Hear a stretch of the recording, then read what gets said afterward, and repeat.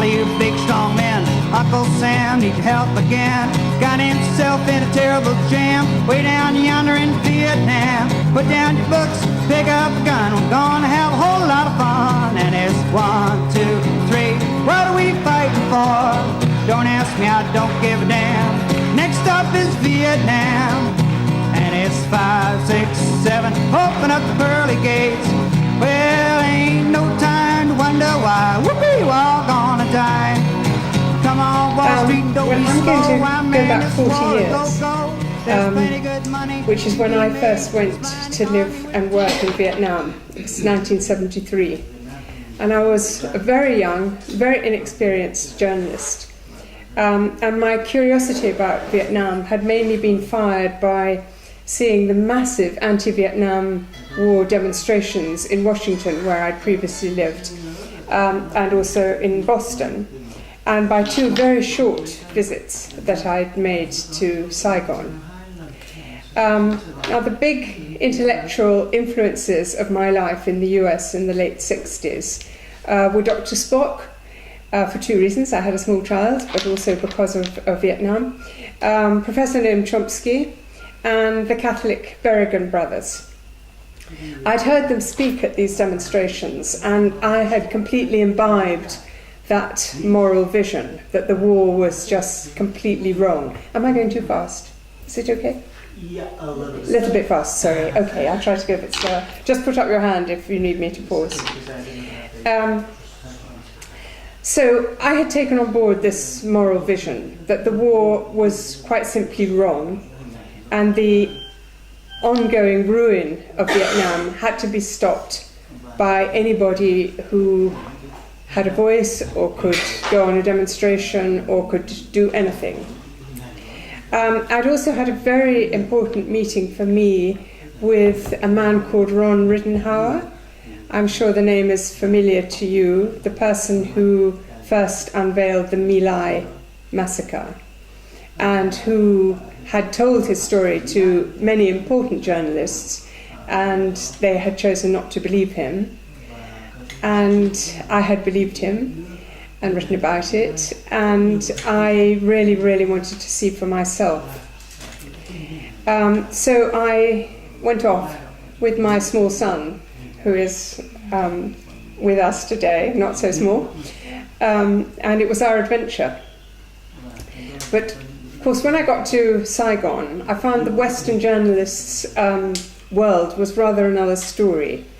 And it was quite cynical, very male-dominated, and I was quite often mocked as the girl who'd come to write soft stories about orphans, which in fact I did do.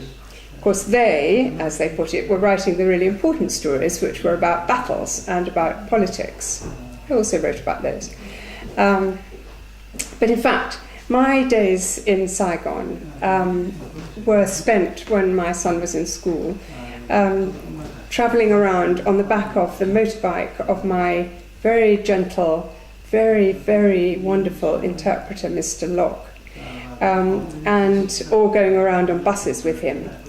And we looked, and I learned about destroyed villages and about hundreds and thousands of people who'd lost their families or been displaced from one part of Vietnam to another because of bombing. And as I saw and I listened to the underpinnings of these people's lives, it was mostly women and children that I talked to.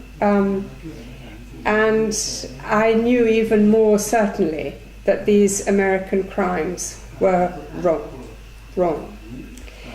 And like the picture of My Lai and what young Americans had done in My Lai, it never went out of my mind. And in my mind there was another picture too, which was this picture. Now this little girl, Kim, I'm sure you all remember and you know this absolutely iconic picture taken by a Vietnamese photographer in Trang Bang in 1972. In one of my short trips to Vietnam, I was there as a TV journalist, which I was even more inexperienced than as a writing journalist. And my cameraman was always telling me what to do, and I said, okay, and I did it. And one of the things he made me do was walk down this road reminding people of this story.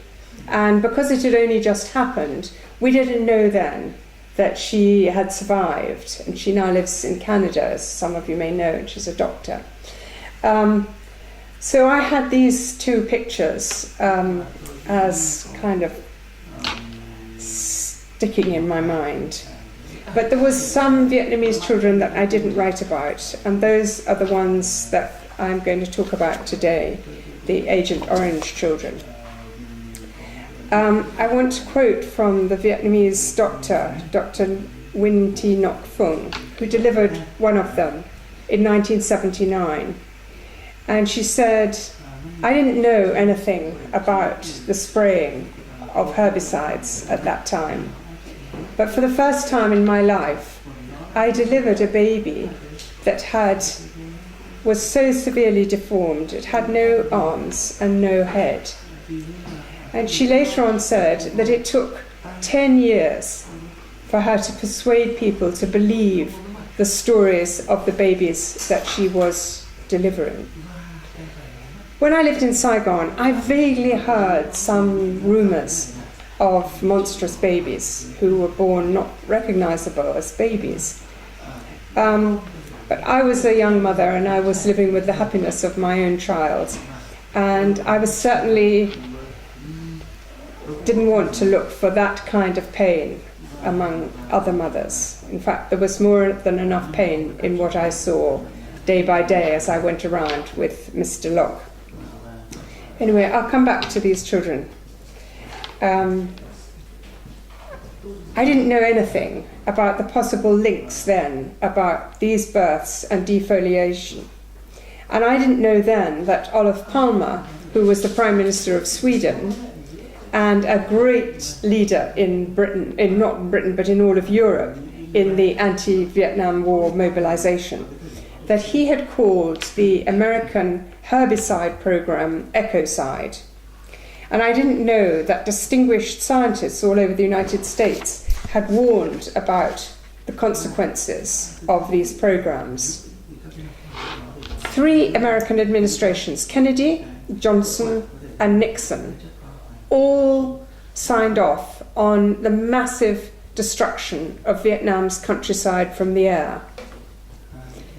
Kennedy has an official legacy as a revered US president, but it leaves out his part in starting this program as he escalated the war.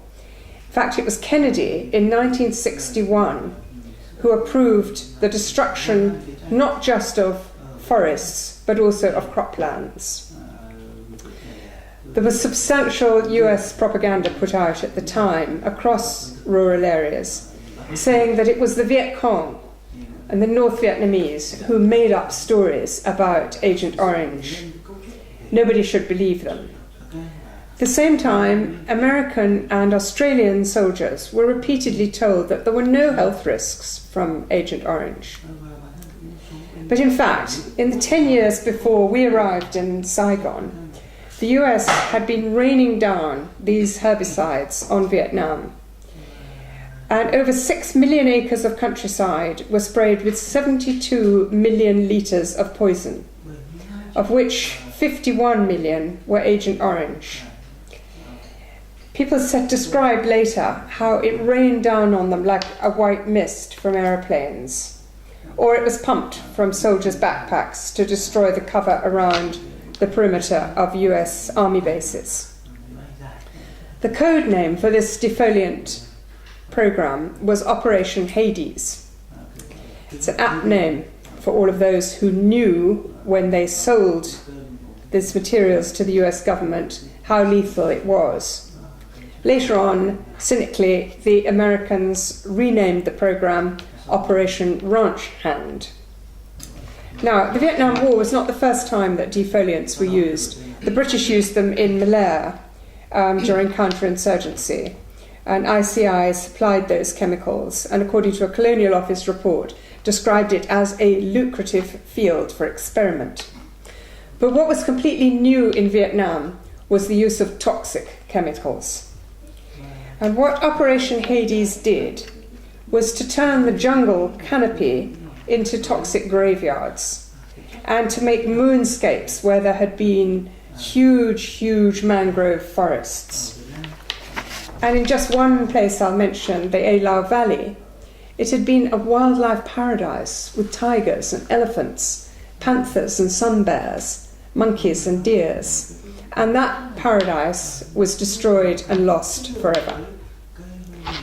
Deadly dioxin was mixed in with the commercial herbicides. And as I said, under Kennedy, the croplands were targeted as well as the forests. And it was only decades later that people knew that dioxin had entered the water systems and it had seeped deep into the ground and ultimately entered the food chain. Now, US soldiers who served in Vietnam during those years from 61 to 70, before the program was finally halted because of controversy, they went to Vietnam as super fit young men.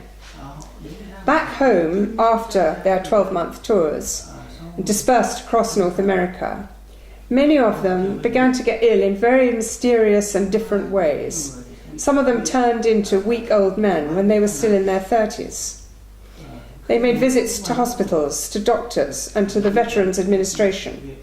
And almost invariably, they were told either they were malingering or that it was something in their head. They were depressed. They were inventing these stories. The problem's in your head, is what they used to be told. Everything they felt was somehow their own fault. It was nothing to do with anything that had happened outside themselves. Now, many of these men also had babies who were stillborn or who were born with a range of very strange abnormalities. Things like children with no fingers, children with no arms, children with only one ear, just all very strange manifestations. And it was only much later that a pattern of these carcinogenic effects on the men and on their children began to emerge both among American ex-soldiers but also in Australia and in New Zealand. And it took years of research by these ex-soldiers themselves. And I'm just going to mention the names because they're so great, the work they did.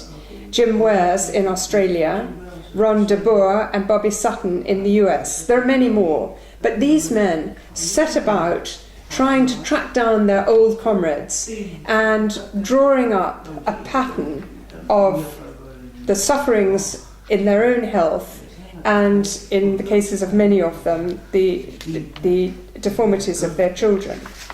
They struggled along with uncomprehending doctors, who most of whom had never heard of Agent Orange and had no idea what they were talking about. And it was in the end these former soldiers and a handful of lawyers, very determined lawyers, who determined to link these illnesses and the birth defects to Agent Orange in court.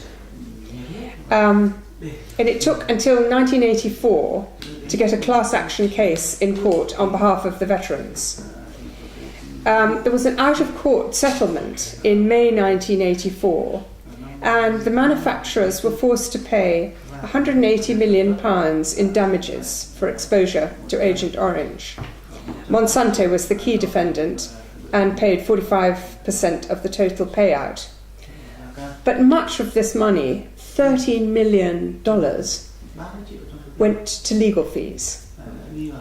And the settlement for the veterans, totally disabled men, were paid $12,000. Widows were paid $3,000, and children were paid nothing.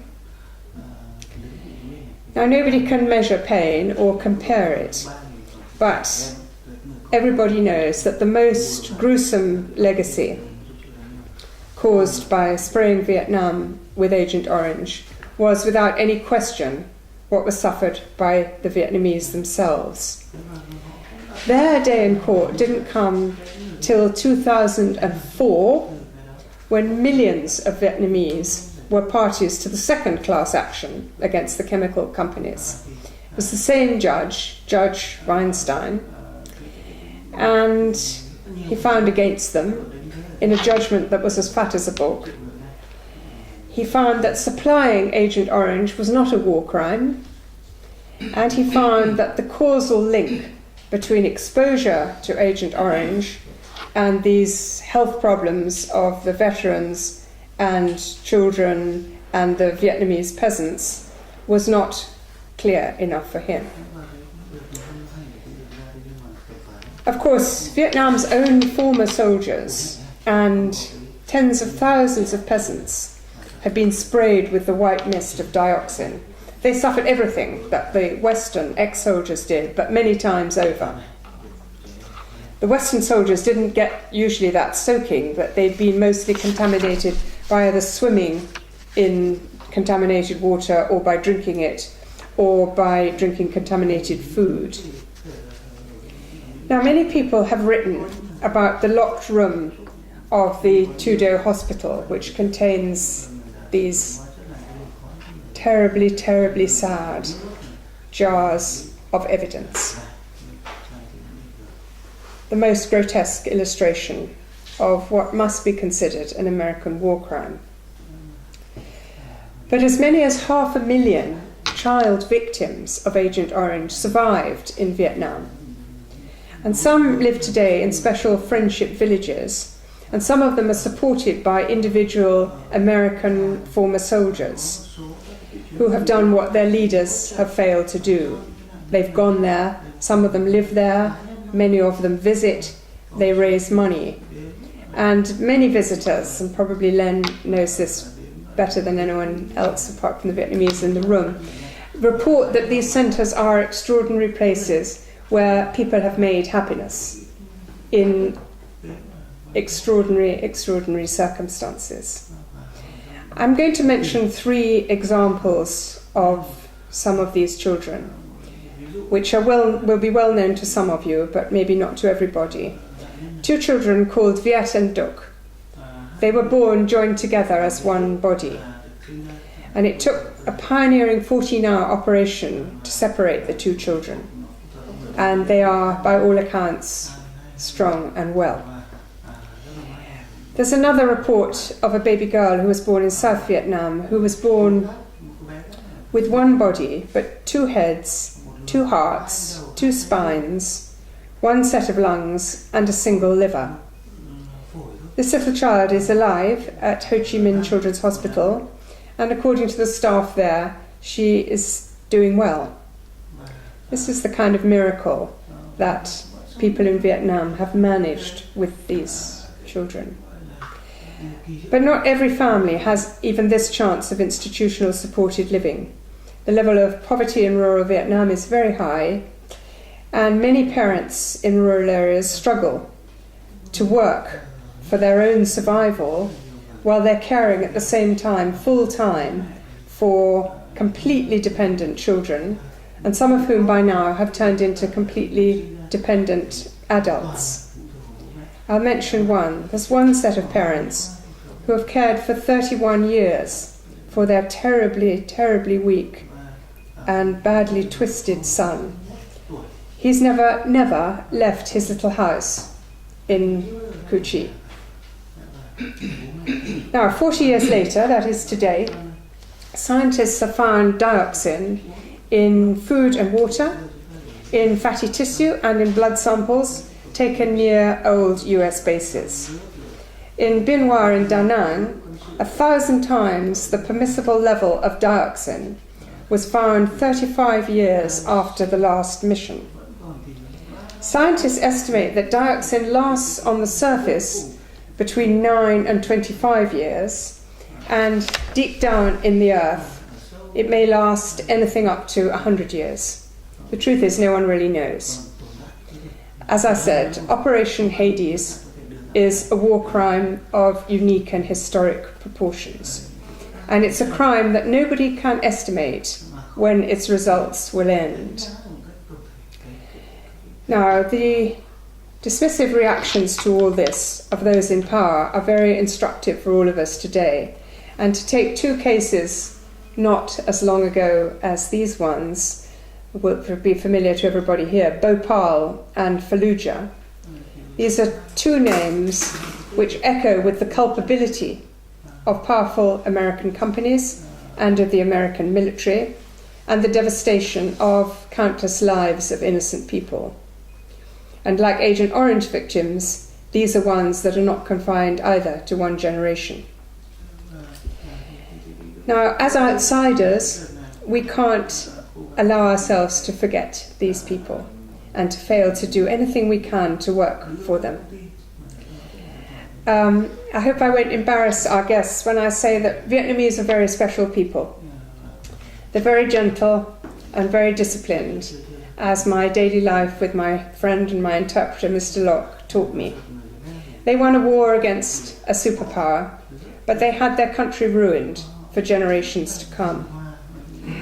And everybody who visits these families or visits these friendship villages or talks to the Vietnamese officials responsible for these children talks about the amazing lack of anger.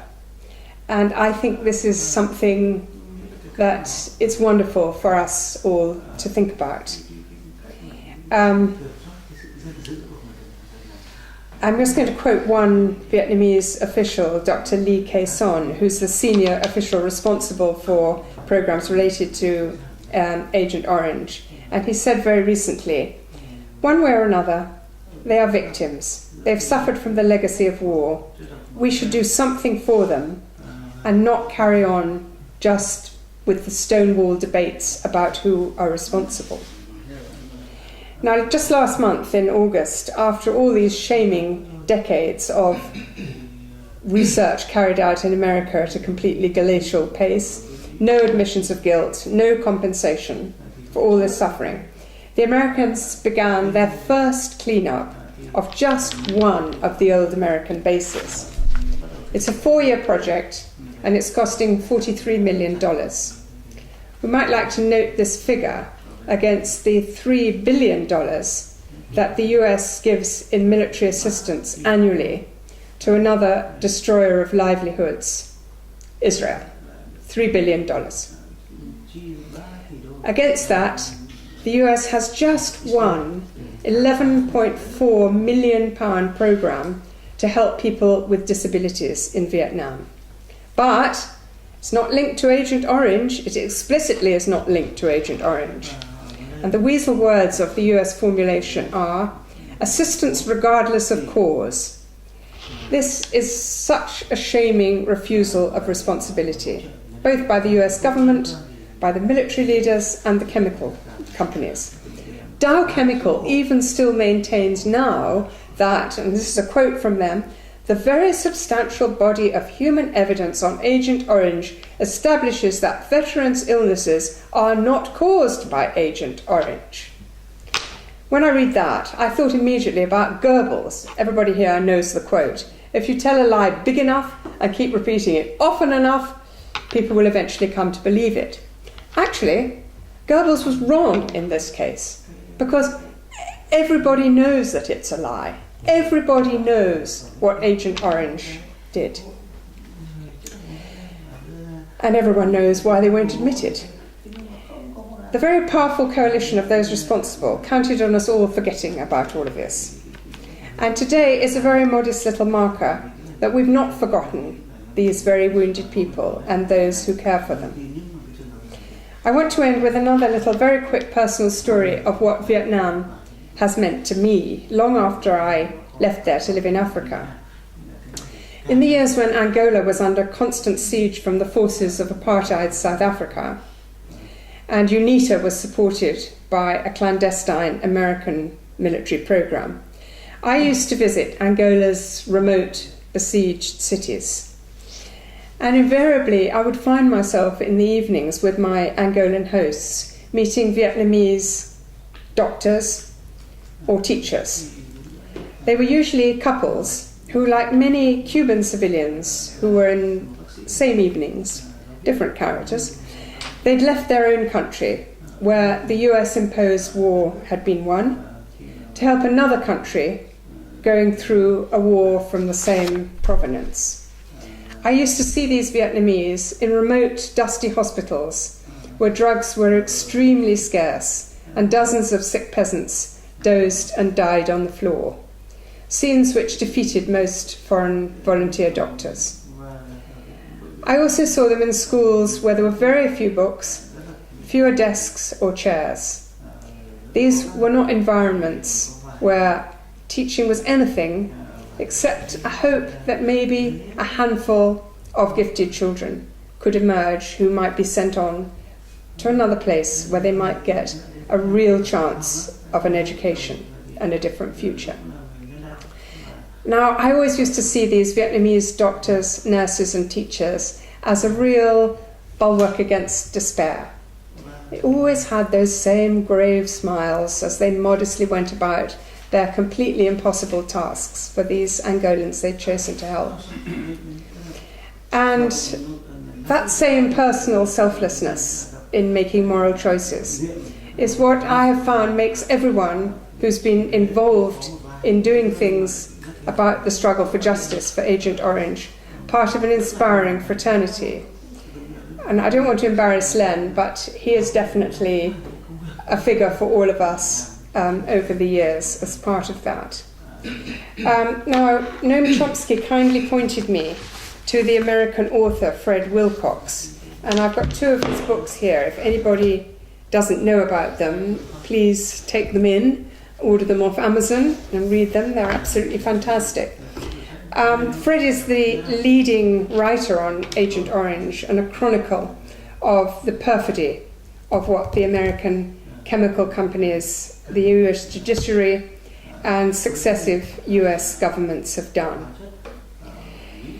I can't but mention my friend John Pilger, who's also been tireless in never letting the subject disappear in his journalism. And I know John would have liked to have been here today, but unfortunately he wasn't able to make it. So I would like to thank all the Vietnamese trade unionists who have arranged this visit, and in particular Keith Sonnet for inviting me to speak today.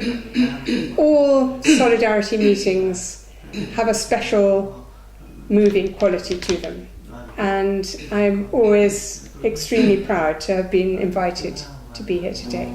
Thank you so much. Well, come on, all you big strong men. Uncle Sam, need help again. Got himself in a terrible jam. Way down yonder in Vietnam. Put down your books, pick up a gun, I'm gone.